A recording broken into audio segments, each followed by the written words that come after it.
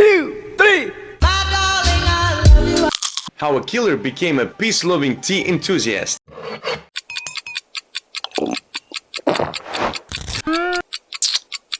The beginning of the great Equalizer 3 is promising. Picture this: Sicily, a wine cellar, and an armed Robert McCall surrounded by gangsters. The villains have the Avenger in their sight, asking tricky questions, and about to pull the trigger. It seemed like the Marine should say goodbye to life, but his voice is filled with calmness, and his gaze radiates a threat. Nerves are stretched to the limit, and then he explodes.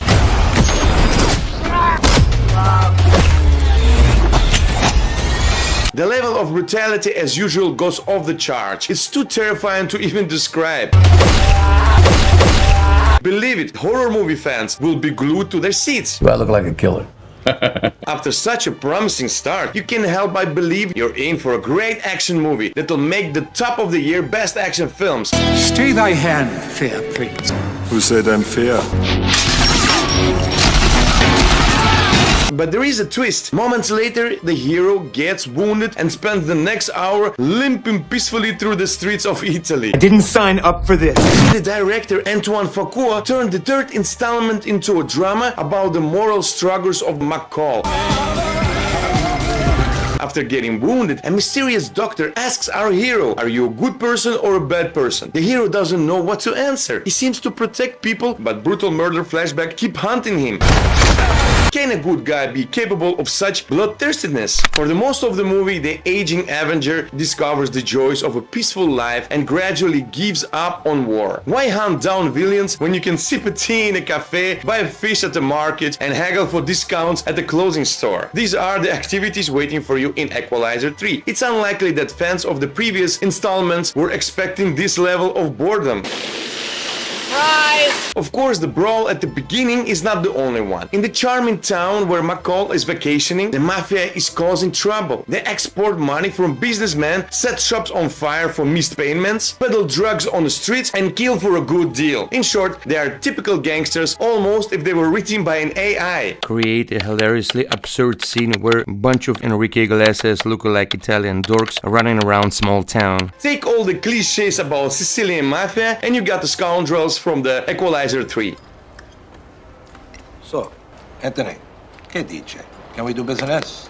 Anthony? I can hear the ocean. In previous parts, there weren't any cool villains either, but this time it's all really bad. The bad guys don't have any cleverness or strength compared to McCall. They're like testing their teacher's patience. Will he endure or lose it? And the hero really does endure for a long time. He tries to keep his friends out of trouble and do shady stuff elsewhere. But when he finally loses his cool, he smacks the poor guys down like annoying mosquitoes. All of this just empathizes the movie idea, which is based on the hero's philosophical struggles. McCall simply doesn't have a real opponent because in the third part he only battles his own demons. In theory, this could have worked if it weren't for all dull execution. Those endless trips to the cafe for a tea are just plain boring. Did anyone seriously find that interesting? Me.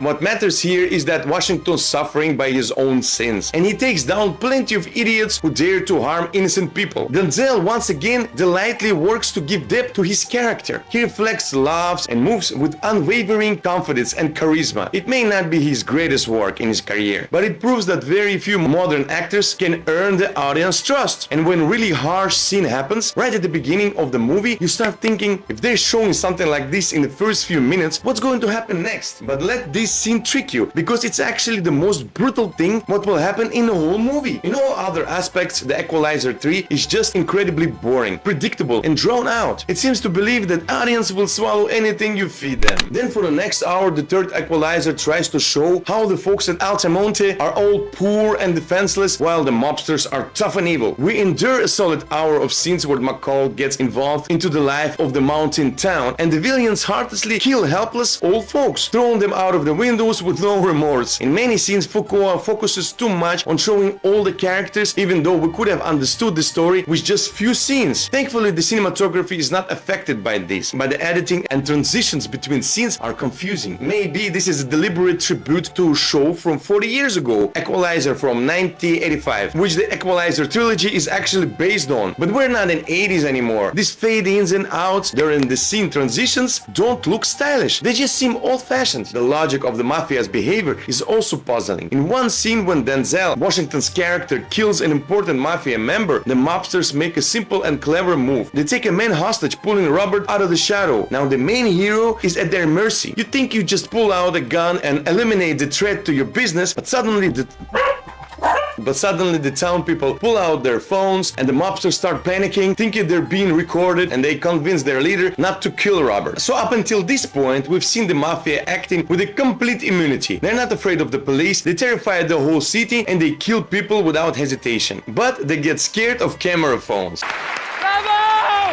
Then the villains sit in the same basement, eating spaghetti and be like, oh, they'll pay for that. We'll get back at them. Tomorrow we'll definitely kill that American guy. Denzel comes to massacre the mobsters before they can do anything. And you get a very lackluster showdown that lasts only about 5 minutes. Dakota Fanning also appears on the scene as CIA agent, to whom Robert reports the massacre that happened at the beginning of the movie. And there is a small chain of investigations. Fanning shows her determination, and their reunion on screen after 19 years gives the film a modest but extra boost. Nevertheless, their relationship dynamics mainly serve to empathize Robert's supernatural control over any situation. In the first great Equalizer, there wasn't anything particularly outstanding. No original plot, no creative filming, but the movie found its audience and made a solid profit. It was all about the character who gradually transformed from a friendly old man into a ruthless Batman. Former Marine Robert McCall saw injustice in the world every day, and one day decided to wage war against criminals. He stood up for the weak and ruthlessly took down his enemies with unexpected brutality. Even seasoned viewers winced at the blood splattering everywhere. It was the combination of social relevance that made the great Equalizer a hit. However, they should have stopped the franchise after the sequel. The third part turned out to be painfully mediocre. Unfortunately, the third Equalizer turned out to be a big letdown, with no exciting battles or a decent villain, just a tedious reflection on a good and bad deeds. If this is a topic you're interested in, you're better off watching a different movie. So thanks a lot for watching, guys. Like if you liked it, subscribe, and don't forget to leave a comment. And see you in the next episode.